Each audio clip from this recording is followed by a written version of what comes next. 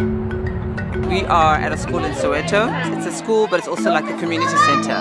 So they teach kids, but they also take older kids. And the kids come here and they get taught skills, drama, arts and crafts, just to keep them occupied and off the streets. So this is where we're at today, and we kind of hang out with the children, doing some community work.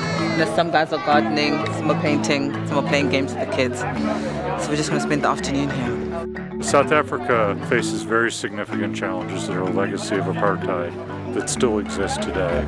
And for communities like this and community centers like this, it's going to take the combined effort of young people working hard, going to school, acting responsibly so that we can help defeat the HIV/AIDS crisis. So it's going to take a community coming together, led by young and old, to help transform this country. But after days like this, you have such inspiration and hope, and you know that they can do it.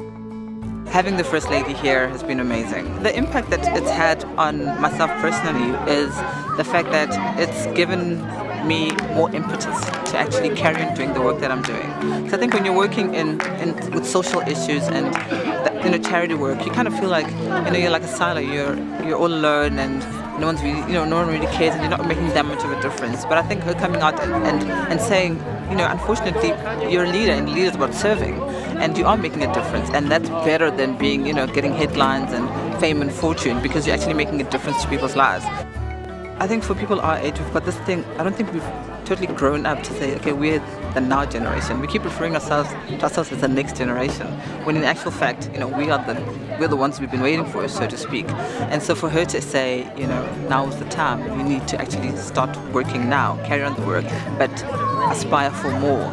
Don't just think this is where it all ends. You could be more, and you should be more. So go out and do more.